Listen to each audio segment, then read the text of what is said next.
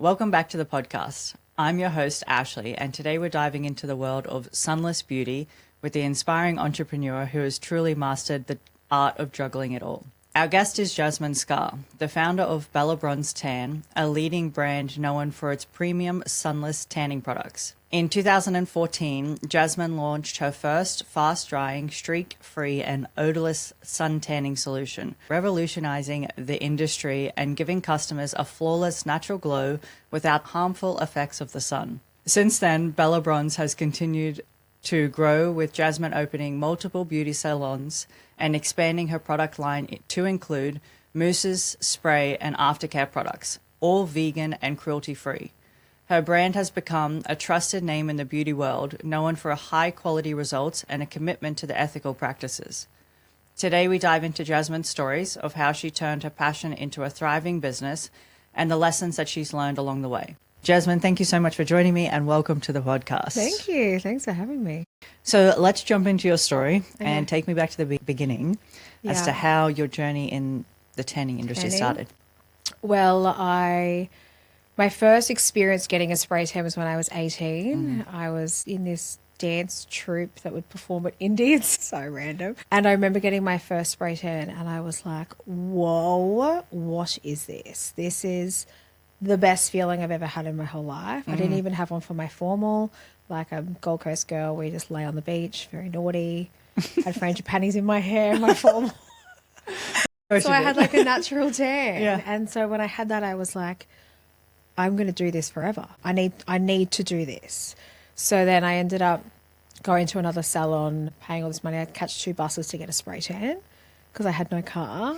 Saved that every dollar to get a $45 spray tan 20-something years ago, which we charge now. Like, yeah, right. We're crazy. And then asked for a job there, and that's how I started spray tanning. And then I was there for like a year and a half. And then solariums were still there. And then it was all when they started to get banned. They remodeled the business, needed only 1 staff member. And when I went for my interview there, he asked me what my 5 and 10-year plan was. And I said, I'm going to own your salon. And so he chose the other girl to run the salon because I dare say that, don't say that in an interview. And so I left at 21, bought the same tan machine we used in the salon and was the second mobile tanner on the Gold Coast back in 2007.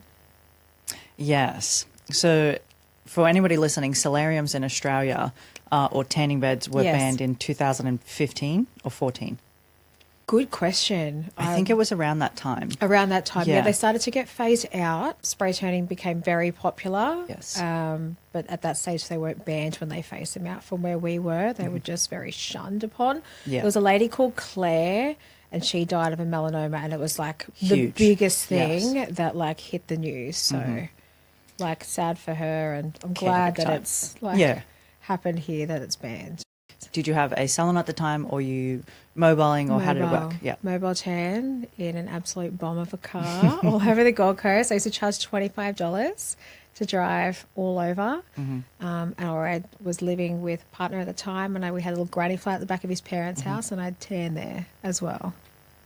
Yeah. So how did you go from mobile tanning to now you have multiple salons, you have your own brand and numerous products in the tanning space? Yes. So I was mobile tanning for many years after that. I'd work tan from home, mobile tan. I'd have like a full-time job, do it before and after work. I just did that for so long to the point where I couldn't fit as many people in anymore. I'd be tanning from 6 a.m. till midnight. I just remember tanning, and it didn't matter what time it was. People would say, whenever you can do me, no one else is to do me. And I still tanning those people to this day. And then I was doing promo modelling at the time. A little space came out the back of their store in Mermaid Beach. So myself and a girlfriend, Natalie, so she was doing makeup. She now is like 30 makeup artists at contract to her. Yeah. So we're both like grown over the years together. And so I rented a room from there, and just doing it. I was just worked back to back, and to the point where I now have 3 salons. Yeah, I can hear a bit more in between of that. Just a lot of hard work, no sleep and no holidays. Yeah. What was that like? If in the beginning you were struggling, you were working multiple jobs plus doing tanning, how were you trying to get that business to grow, or did you even have a vision for it at that time? I knew I wanted to be the best, and I was pretty confident I could do it. I'm not saying that there's not other great tanners. There's multiple amazing tanners, but we've got a very strong name.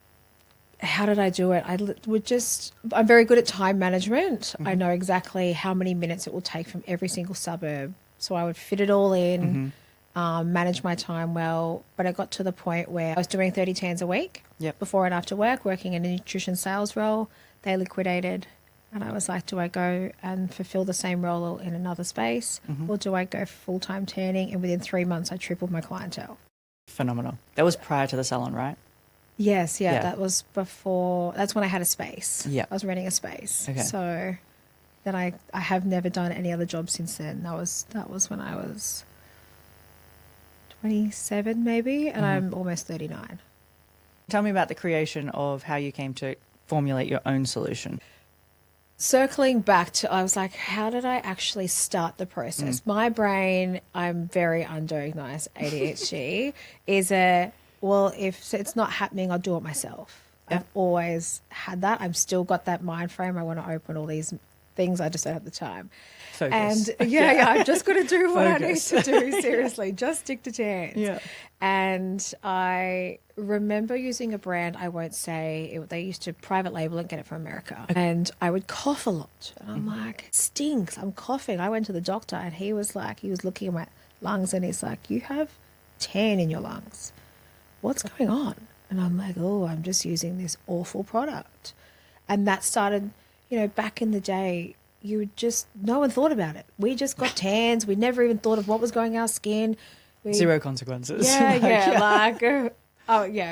very PG rated, so I won't say anything else from my days. But we're all, 2024. We know everything that's happening in every ingredient. So that started my process of, okay, I'm going to start actually looking at what's in something. And then I was using a product that I liked and it was great, but then I was like, hang on, it's citrus smell. It's a bit sticky. It's a red base. That doesn't make sense on everyone. And I thought, hang on, I wonder if I could do this myself. And I wasn't thinking of like a global business or anything at the time. I was just wanting to fulfill the needs for my clients. And I think being a salon owner has its pros and cons when it comes to having a brand. Of course. I think too much as a salon owner, but it also means that the education that I give with the brand is because I see the clients in the room, their skin, and it's helped me ensure that that's why we're different. But so in 2012, sorry to cut you off. I was going to say just understanding the difference between skin types. Yeah, and just watching how it sits on the skin and needing. Nobody would talk about that. The more water you drink, the better your tan is. It's always like moisturise, exfoliate. And it's like, well, there's actually more than that. Skin therapists these days, they're like it all comes from the gut. But back in the day, it was never spoken of. Correct. So in 2012, I started Googling to find labs in Australia, to find and start working with them, write my list of non-negotiables to go into the product, the base that I was after, and then go backwards and forwards. And that took me 2 years to create the first product. Mm-hmm. Which is the same one that you still use? The same one. I've never changed the formula. Because people just love it. It's just beautiful. It really is. I own the IP. So there's a lot of brands and it's no shade, that private label. And Private label is the same through, I think, any industry, right? Whether it be supplements or skincare to anything, you're private labeling something that somebody else already has. So it's not, in my opinion, not an innovative aspect. You are able to innovate something to make it better. For me, the way that I create my products is that I'm fixing my own problem. I won't create something that I don't need myself. And that's, compared to other brands that have all of these different bases, and I can see that they're creating it from a point of view to make money. And of course, we're all here to make money, but I'm doing it for a specific reason, and I wanted to simplify the industry and educate on how you don't need to have 6 different colours. If you can tailor it to suit, assess skin types, understand, an impaired or a strong skin barrier, and then how to work with that. That is very interesting. It's my favourite thing to talk about. Like the skin Oh, aspect? oh yeah. Like So I'm if- obsessed. Okay, great. So if somebody's skin, because I have extremely dry skin, right? Yes. So when I get a tan, and mine probably comes from a hydration aspect. Yes, most likely. Right. I know this. Does that mean if my skin is super dehydrated that the tan won't sit or it'll absorb too much? It gets really excited that there's a liquid on the external and it sucks it in and it disappears. So imagine having a plant that doesn't get watered and it puts water and the soil's like, thank you. And pulls it in? Yep. Yes. And so if it was constantly watered, it wouldn't do that and you would have a luscious plant. So I use so many analogies with my clients to make them understand like your skin is like a plant. So you need to have soil, moisturizer, water is water, and obviously like sun and every other aspects. But they are the two main things. And if you have that combination. So when clients come to me and go, I just have dry skin, and I'm like, oh, we're going to unpack this today. Let's talk about because it. I call bullshit. Yeah, yeah. I hope I can say that. But Yeah. Let's talk about the real I'm reason. like, there's so much more that comes to it. That's the tiniest tweaks to then get, like, if a tan's not working, it's not a tan. It's the prep. It's what's being presented. Yeah, I'm the problem. And I have to say it from a very loving way. I didn't used to, but being a mum has made me a way better boss. Really? Way better. In what way? When I speak to my children, you know, I'm not speaking in a harsh way. My daughter, she had severe eczema at 7 weeks. And it's, again, that whole process. We couldn't leave the house. Her skin was weeping, head to toe raw. And it's made me be such a strong like educator in the eczema space because there's so much out there that's not created to help your skin. Yeah. At I'm the all. same. I have eczema. Yeah, And it's, yeah. Without, I won't Without poorly steroids, of right? that Yeah. industry, but from what they think is great is only going to work with making sure it doesn't get worse. Yeah, it's all about how do we maintain It's a or take Band-Aid. away, take Yes, away so a the lot pain. of the medical industry will just want to Band-Aid the issue, whereas I'm like, scrap all that. I cured my daughter's eczema with my range. And changing a few other things in our life and chemicals and everything. So it's, Because you have a moisturizer now, right? moisturizer, body wash Yep. is all I put on my kids. But Yeah. what was your biggest challenge when it came to developing the line? I guess having the money to keep buying, the cash flow to keep buying it in the amounts that I wanted so we didn't run out. Probably. In terms of the development, I didn't find that difficult. Yep. It's more the time that it takes. Since it took 2 years for the first product, and then after that, once you know exactly what you like and what you don't like and how everything works, everything's quite fast. Okay, yeah. In terms of being able to develop one, Yeah, like a second or absolutely. third. Yeah. I know exactly the ingredients, the yes and the no's. I don't read books. I research ingredients. Like Okay. I'm obsessed. The inner nerd.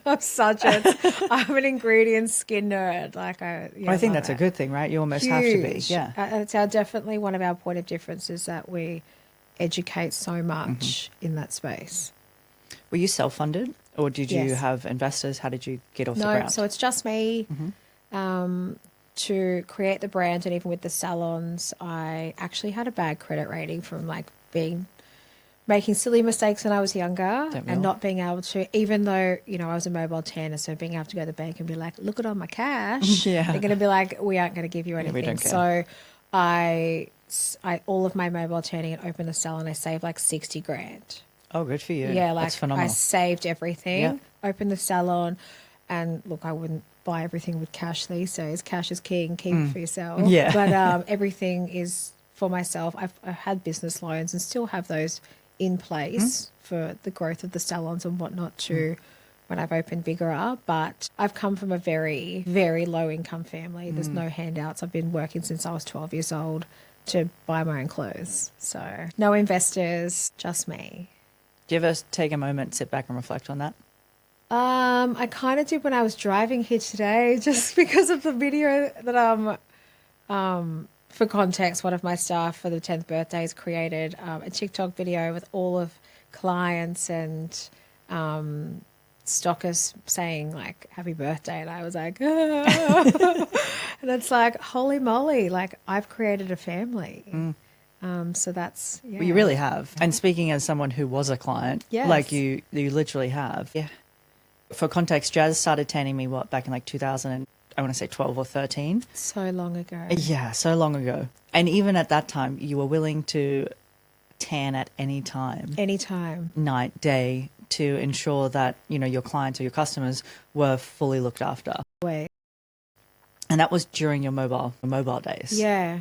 You may have even had your store there. I probably had, so 2014 is when I opened the salon. I probably had Yeah. a little space. Yeah. Although Still willing to go wherever you needed to ensure someone got their tan. always, still will, Yeah. still love it. And all of my staff, I have a, hopefully I can say this now. I have a very, for people that know me, they know that I only hire clients. That is really? that is my rule. It's Interesting. only I had a couple that are not. One Yeah. of them was a work experience girl that we were obsessed with, and she was 15. Or somebody that I've known in a gym space. Yeah. So everybody that works for me has like the same value. So people Yeah. will be like, yeah, no worries, I'll stay back 15 minutes. Yep, I'll come tan you. So Yeah. I don't expect that of staff. It's hard to you come can by. definitely have boundaries, Yeah. but they love it just as much as I do. Yeah. And we just, we'll make people feel good. Really, inside and out. Yeah. That's now you have 2 salons here Yep, 2 on the Gold Coast. and then one in Brisbane. one in Brisbane. Yes. Are you looking to open up another? Well, I'm mobile tanning up in Airlie Beach. Okay, nice. Living there. Yeah, I've trained 5 people there. So to open something there for me, I don't want to annoy the town. It's a small town.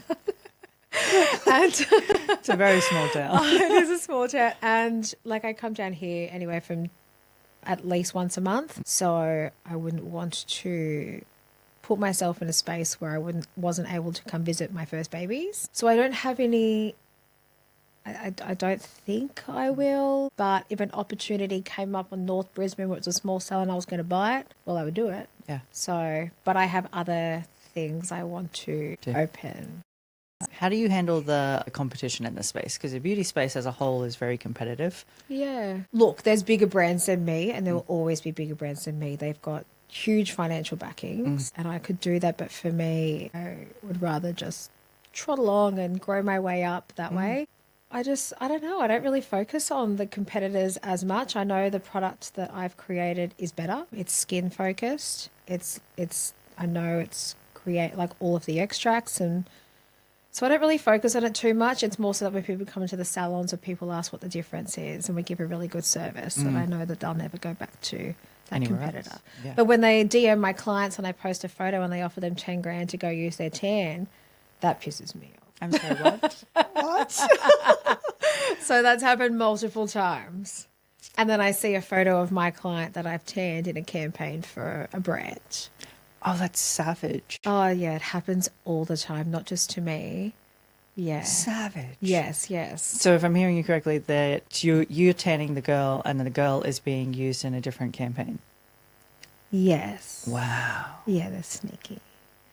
But so the competitive space, it is competitive, but I Yeah. know my point of difference. I've just secured a national chemist contract with direct chemist outlets in Australia. And the way when I pitched to them, the way that I got into the chemist was talking about my point of difference. Of And course. that it is, it is great for sensitive skin, eczema and psoriasis sufferers will only use this tan. And her ears were like, she's like, wait, there's nothing like that. And I'm like, no, there's not. No. Because it's such a huge space that for me, and even, creating that before my daughter went through this experience, she's 5.5, that it's now more important to me than ever to ensure that the range is always great. I've got sensitive skin. I suffer from contact dermatitis. So it was really important to me. So I know that the other brands they may always be bigger, but I know that I'm better, and I'll and that's all that matters. just sit next to them on the shelf, and hopefully more shelves soon. If someone was wanting to start their journey on creating a product in any industry, what advice would you give to them on how to navigate that first few steps? In any product? Yeah. Look, I always say to people, Google is your best friend. Yeah. So do the research, see if that product is actually needed in the space. If I didn't have salons, I wouldn't have probably created a tanning brand. For me, it was to coincide with the salons, and it's grown from there. Interesting. We tanned very big. Not saying that you can't be successful in that space, but that's why I did it. Of Because it course. was for myself. Yep. And we grew because we were tanning models on Instagram that everyone wanted to look like, basically. Yeah. So grew at a good time. But Google is your best friend. See, what is out in that space, and if it is something that, you could do well, like obviously, your clothing and whatnot are huge spaces, and not saying that you can't be successful there. But I just think having something that's a bit of a point of a difference, having a good story to attach, so people will buy into you and trust you, and then have enough money saved up in case it all goes to shit. Rainy day funds. Yeah, absolutely. That you can back it as well. What were the biggest struggles for you navigating through those tough financial times? Having a bad accountant at the time. I had a really bad accountant before my one that got me into like 6-figure ATO debt. Oh, it's like the worst type of debt. Oh, yeah. Like, it probably sounds silly to think that I didn't know, but Well, that's why you rely on someone who's doing it for you, right? was not told that income tax had to be paid monthly. So it just took like a really bad accountant. Yeah. And was purposely trying to make me look like I made no money so I didn't have to pay tax. And now that's not great. No. You've got to be able to like show that you're making Money. like a good, yeah. Yeah. If you want to buy a house, like I bought a house now in my name, which I bought this year actually. So, not having a good accountant would giving me good advice. Opening salons and using all of my money was quite challenging. But I always knew that, I think having the salons, I always knew that there would be income coming in. So Yeah. I just would tighten the belt in other areas. Would you see that as a challenge or more of like a calculated risk? Oh, definitely a calculated risk. Yeah. I know I opened the bigger salon in the middle of, not in the middle of COVID, it was 2022. Don't open anything with a huge fit out and in the middle of an economic crisis because everything's double. Yeah. So I've made some not poor decisions, but not well calculated with assistance, I think. Okay. You just saw the opportunity and ran for it, basically. Yeah, absolutely. I was Yeah. like, I want this space. I want all these rooms, and like, it cost me over $200,000 to open that salon. Damn. Yeah, a lot of money. Yeah. And even I rebranded in 2016. I've rebranded 3 times for the look. That particular salon or the company as a whole? Oh, sorry, the product range. Okay. So the brand and the products in 2016. And again, that cost me over $200,000 to do that, to launch at the Beauty Expo. It was good to do, but yeah, just making decisions without having a strong financial plan, but a bad accountant. Yeah. Not having those conversations with the accountant. Whereas my accountant now, I pick up and go, should I do this? And he's like, yes. I'm like, just tell me yes or no. Whereas, yeah, that was huge for me. I think financial for anything in business, especially, everything has to be a calculated risk. Sometimes it's one of those things where you're like, I'll jump in and learn from it and hope for the best. And I think they're the lessons that stick with you the longest. For sure. So from your tanning solution, you then went and created more SKUs. Yes. You have a mousse. I've got 2 mousse. Yeah. Yep. I've got a body wash, a moisturizer, a gradual tan, a face mist, an instant bronzer, and then accessories. Accessories as in like mitts and gloves. Mitts and a brush. Yep. Okay. Yeah. And so will all those lines then create... Oh, and a gel tear remover. I'm like, shit. hang on. I'm like, I'm forgetting something. And so were all of those created to assist in My your client's solution? skin journey. Yes. Specifically for me, I wanted 2 different colors. One that works, one's a violet, one's a caramel. One's got nut free, so it's good for people that have nut allergies, which, funnily enough, my daughter has nut allergies. So I'm like creating all of these things in a space where I hadn't even had my daughter at that stage. So I had no idea. So It's phenomenal. it's crazy. Yeah. But body wash, I was like, I'm over my clients. I'm seeing what's happening to their skin. All of these ingredients, they don't work with tan. I'll do it myself. Yeah. Moisturizer, all those brands don't work. I'll do it myself. And gradual and face mist was something that I pushed aside for a bit because I was like, well, I don't want my clients using DHA on DHA and DHA being the main tanning active. And then when I became a mum, I was like, damn, I don't want to get spray tan. Look hideous. I just want to slop on a bit of tan. So again, I solved my own problem and created that. The mousse.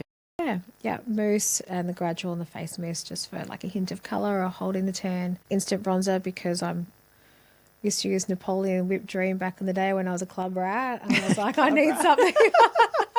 GC clubbing girl. So I needed something instead of like the sugar baby and everything that's on the market. Yep. So I wanted something for that, for when I want to go to Coachella and have a bit more colour. Yeah. And then the gel tan remover to get all of that off and reset, because the ones on the market, they all suck. All of them. I was going to say there's not many removers, right, on the market or in the gel There's form? some. They either may as well get something from underneath your kitchen sink. Love that. Okay. We were having clients cancel appointments coming out in hives because they were using another brand. And I was like, what is in that? And I'm like, oh my gosh. No one is reading labels. There is not a chance I would put that on my skin. Like chemical based? Oh, yeah. Yeah. Stinks. Like if something is either got a strong chemical smell or it's a very, very highly scented, they're hiding something. Something, yeah. Absolutely. So I worked for years to formulate that, because for me, I never had a problem getting my tan off because I did everything right. Yeah. But then the clients coming in and finding a need, and I'm slowly starting to work out of the creating something just for me. I need to create something for other people as well. So I've been working on a few other things too. Yeah. Well, I think I don't want to say it's easier because there's nothing easy in what you do, but creating for yourself in the same time, you're still solving a problem for everybody else. Absolutely. I don't think I've ever successfully taken off a tan without using, and I shouldn't say this, but cleaning products. I know you're going to swear to God, if anyone else keeps posting those TikToks with Windex tan hacks, I'm like, cleaning products are not for your skin. Never. Probably don't ever do that. Ever. Jif, bleach, the things that I've heard over the years, like the strongest scrubbing brushes, and I'm like, your barrier is so impaired and then your tan won't work and you're going to call me and tell me it was me, and I'm going to go, dull, that's all you. Same as if your hair was to snap off. And I use analogies with like hair and makeup. For me, I was a bleach blonde back in the day, and I remember my hair would snap and I'd be like, I'm never going back to that hairdresser, but I use $5 shampoo. So my hair follicle never was strong enough to actually put that product on. So once you start to have those conversations with clients, they're like, okay, I need to give my skin just as much love as I give my hair. So it's like a learning, kind of like a personal trainer, right? Or trying to learn how to eat correctly for yourself. And I it's 2024. I get scared about what I can say to people, but I do use it like a story, as if imagine if you were training hard nonstop, you had a PT 6 days a week, but you weren't shifting. They're going to dive deeper into what are you eating. Yep. You're all healthy, but are your macros too high? It's the same as your skin. Let's dive deeper into the tiniest. Is it your water intake? Is it that moisturizer that contains petrolatum? It can't penetrate the skin. Is it, that you don't actually eat any good fat, so your internals are off? Is it your hormones? All of these factors. I don't think people think of, well, I never thought about it. Does. No, like, I would blame the tan. And I'd block you. Yeah. I was the person to be like, it's the tan for sure. It's not me. I'm not the problem. We definitely get a pushback from some people, and it's like, we're not trying to attack you. Yeah. I just want to, and the way that we converse with our clients, and I'm like, I'm here to get you the best tan of your life. Yep. And if I'm not giving that to you, there's something. Let's have a conversation together to just see if there's something small. It would be the same conversation that a PT would have with you with your diet. Yeah. You might be using olive oil. Well, damn, are you smothering things in olive oil? Pouring just reduce it in that things. back. Are you having, too much sugar in your coffee or whatever it is? I'm not a PT. That's, you're my used to be my forte. Yes. But you're right. It's exactly the same conversation. It's the same. It's like when someone's like, oh, I'm following the plan. You're not. You're not, because it's so not let's working. talk about it. I know my plan works. Yeah. It's it's funny how that just across the board for everything. Yes. So how are you juggling, because you're now a mum, Yeah. 2 fabulous little children. Yes. How are you juggling it with trying to continue to scale and grow, and now being a full-time mum? Yeah. How does life look in that Also aspect? living 14 hours from my Yeah. salons. Yeah. It's a lot. Last Saturday, I was Googling houses in Brisbane, sending links to my fiance because I was like, I'm over this. Like, we live in the most beautiful place. So for those that, are overseas, I live in the Whitsundays in Ellie Beach. Very picturesque, no traffic. The weather's good. You go out and go on boats in the most beautiful places in the world. Yeah. But I'm away from my salons and my team and my, being around and being at the head office. And You grew up in the Gold Coast, right? I'm a Gold Coast girl. Yeah. So I'm a city girl through and through. And then I lived in Brisbane for almost 5 years before I moved. I wouldn't ever live on the Gold Coast ever again. Oh, really? There's just the road work. It's ugly. It's really just, I look at it now and I'm like, what is this place? This is not my home. Yeah, it is different. It's not the same. Yeah. So juggling, my daughter's in prep. So she's at school 5 days a week. So even changing from being both kids at daycare and getting like a 7:45 drop off and a 4:30 pickup. I'm a drop at 8:45. You're at 2:45. So shorter days. My son goes to daycare 4 days a week. Oh, wow. So I get to work, but then I'm also used to having my partner go away 4 days a week and he's home every day. So now I'm cooking more, washing more. Yeah. I'm like, I don't want to be a wife. What's this? Go away. Go on your plane. No, in terms of the juggle, it's, he's amazing. It is really great that he is so supportive of me needing to get on a plane. So he's great like that. His parents are up there to help with the kids, so pick-ups, drop-offs. My mum's down in Brisbane, so she'll fly up. So it just takes a village. That's how I juggle. Yep. People, and I have the best teams. Kiani is Ash's best friend, and that's how I met Kiani, was through you coming into the salon for your your old wedding tan. So we won't talk about that. Actually, I was like, hang on, no, you're fine. I was like, whoa. You're like, back that up. No, that was so we. She came to the salon in 2015. Yeah. So she had, I think, we'll give Kiani a little wrap here. Kiani used to tan herself, Rocky. and then she met you in the salon, and then she started using your product, and full circle in the salon. And she's been with me ever since. She literally runs the show. So without her, although she went overseas, and I was like, girl, we got this. So no, she's amazing. I have a really great team. So that is how, just good support, good staff is how I kind of manage it all. But I definitely have my moments. I'm either neglecting my partner, I'm on my phone playing mousetrap with my kids before I jump on a plane. They're like, stop, mum, and I'm like, I gotta work. So I find that hard because I'm trying to find a balance. Yes. Because I used to drive around with 2 phones and pulling over to text back and running it all myself. So somebody sends me a DM, I answer straight away. Yeah. Because I'm like, quick on the trigger, that's a client, that's my money, let's respond. So the juggle is hard. I'm getting better at organising, but just having a really good support in all areas is how I do it. Which is phenomenal, by the way. Like you hear of women talking about their village and the village that they need. And I think some women are very fortunate to have it. Yeah. Like especially when they go into the motherhood aspect of their lives. And I think then there's women who also struggle to find it. So to hear when women do find the village, it's phenomenal. So good. How do you find trying to, because you are away, and for any entrepreneur who might be listening to this, releasing control is like an aspect that they might struggle with. How did you go about navigating to release that control?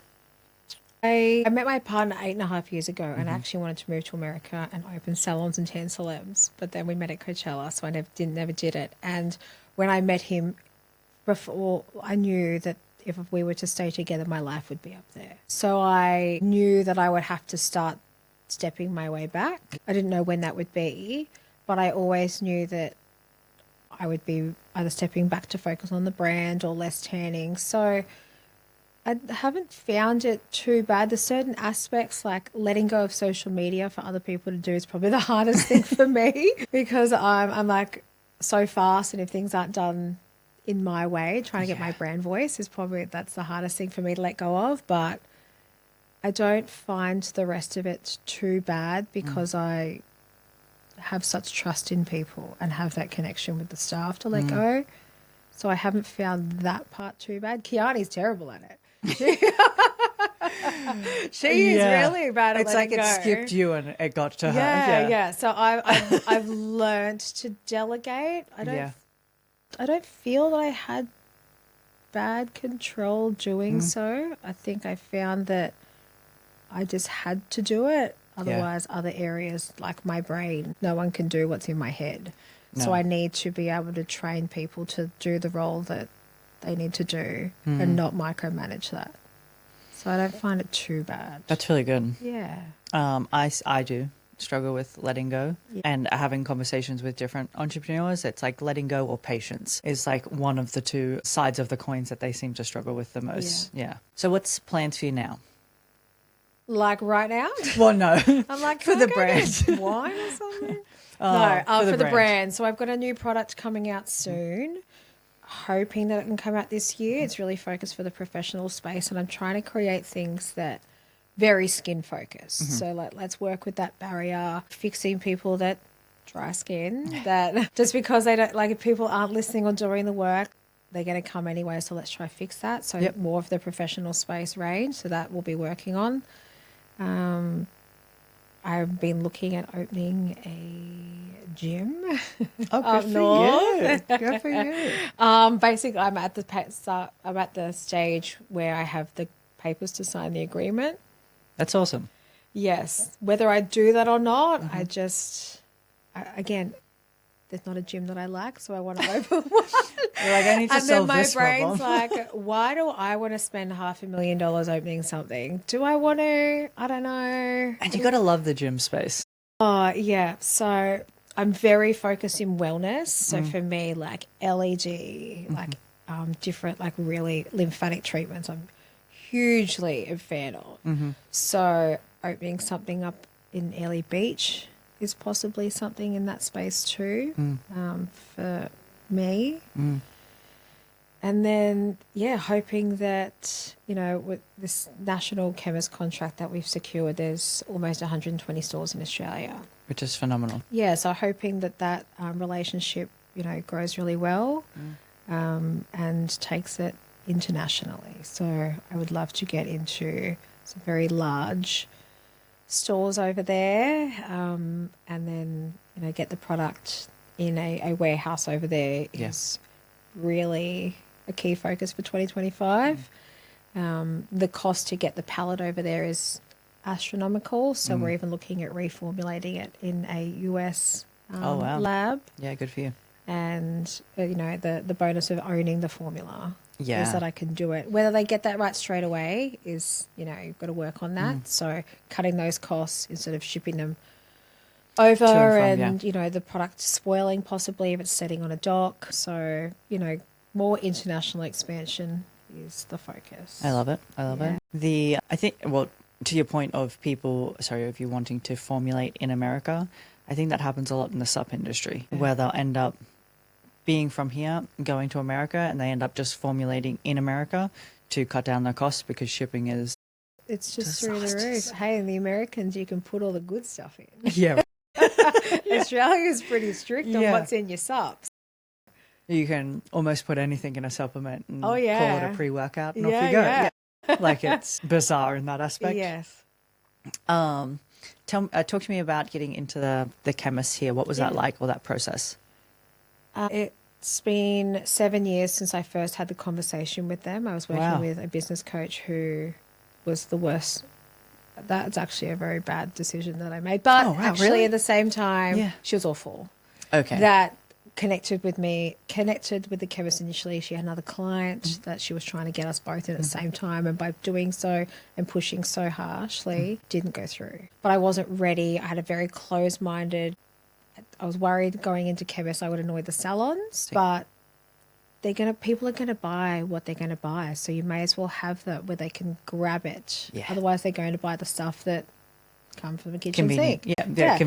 And then they're gonna wind back the skin barrier processes, and this is what I was saying in the pitch to the chemist. So I've over the years kept sending like pitch decks, updating it, emailing it to the buyer, to the point where they were like, "Oh, we've got a new head buyer.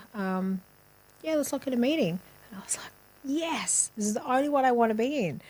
And just typical me, like the things that happened with me, but it all worked well. I forgot it was daylight savings. I'd just come home. I timed it. Yes, the meeting's at 11 o'clock, and I'd I get this email. Are you jumping on the call? And I was like, oh my God, it's 10 o'clock my time. So I raced home. I have my laptop's dead. Oh my God, okay. Plug it in, get on the Teams meeting. Never in my life has my camera not worked. My camera didn't work. Oh. And Cass, she's the buyer for the beauty part. She was like, are we doing a presentation? And I'm like, oh no, you have your pitch deck. I'm just going to talk to you today. And the words coming out of my mouth and talking about the difference and how I'm so focused with the skin barrier. Yep. I was watching her like, she was just like, keep talking. I was texting the girls at the same time, like, I've got this. And just hearing the way, and I'm so passionate about why my brand's so different. And initially at the start, like it was like, no, like we're not making any decisions until June. And I had the meeting in March and she was like, so I'm saying yes, I have to have your brand. And I was just like, amazing. Wow. So it's a core product throughout. They've only just started ordering. So it's just being pushed through. So hopefully next couple of weeks, all of the chemists will have that on their store, on the shelves. That's phenomenal. Yeah. Phenomenal. Yeah. So it was just persistence, reaching out over email, reaching out over LinkedIn. I would send messages through the buyer all the time and just finally got the meeting. That's crazy. Yeah. And 100% persistence is the key, Absolutely. right? Yeah. And, we've got a strong presence on Instagram. Yep. We're on TikTok. We're not... I think we have a point of difference, and having the salons and just seeing, how we do things a bit differently, and just I feel like our people are connected to it as well. So yeah, I think all of that tied in together. That's really good. Yeah, it's really exciting. And 100, right? Yeah, almost 100. They have 116 stores, projected to have 200 by 2028. I was actually in Melbourne yesterday for a DCO supplier event for marketing for next year. That's huge. Do they have many chemists in Queensland? Like the DCO? Yeah, they have some like all throughout, and they're really focused on like growing throughout all the states and to regional as well. Oh, wow. Okay, great. And they were chatting about their competitors and their main competitor, which is a huge one here. Yep. And they're like, the difference between us is that we are owner operated. Oh, that's great. And I was like, because I was chatting to a lady that works for a vitamin company, and she's like, oh, you just got in. She's like, this is the chemist you want to be with. And I was like, it was the only one that I've been like hounding over the years. I just had this feeling that this is the right one. It just, the love in the room yesterday is like people, you're not, the money's going to that owner. Yeah. Which, feels good. So one owner owns the entire... No. So like they're all individually owned. Okay, great. Yes. Okay. Yeah. I was going to say, that's huge. No, well, their competitor, as far as I know, is all owned by... By one? Okay. Yeah, they got over 500 stores. Yeah, that's right. They're just, the rich get richer. So, standard, right? Yeah. If someone's listening at home, and they either just started or halfway through their journey, and they're having a moment of, I don't think I can do this, what words of advice would you like to give to them? Gosh. Like my mantra is don't say no, find a way to say yes. I like that. Yeah. I like that. But I don't know. I have moments sometimes where I'm like, gosh, how am I doing this all? Yeah. I guess weighing it all up to see, does it spark does it give you fire in the belly?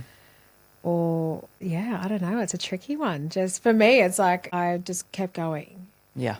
Everything was driven by passion. So if you don't have a passion, then maybe stop. But if you're passionate, just find a way to keep connecting with your people and know who...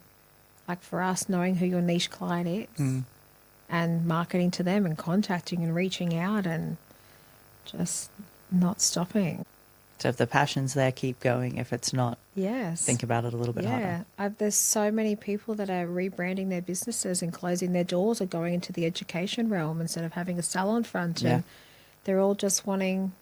Not passive income, because it's not passive. You still have to put in the time, but there's lots of people, and I see I've had like 5 people message me and be like, I think I want to sell my salon. And I'm like, I'll buy it. You're like, sure. I'm like, I'll buy a business. Very common here right now. There's just lots of businesses. I just think it's hard. The economy or...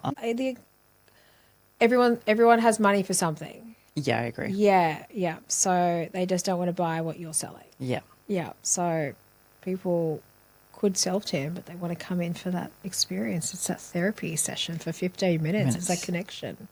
Yeah, So, the connection that we realized we needed during COVID.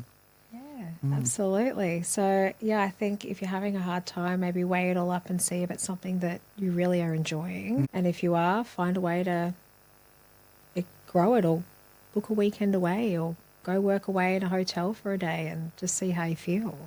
Yeah. Decompress. Yeah. Decompress and yeah. decide whether it's truly for you or not. I love it. Jazmine, thank you so much for being here No, today. thank It's you. been an absolute pleasure. And congratulations on your 10 years. Thank you so much. And I can't wait to see what comes. Oh, yeah, well, you get to come. So I'm wearing a really fitted dress. So I'm known as Splits Girl when I get drunk. And I can't do the splits. I was telling the store. Oh, God. Yeah, I'm just, Amazing. Hopefully another 10. Definitely and more another than 10. that. So, yeah, I'm excited. Definitely. Thank Amazing. you. Thank you.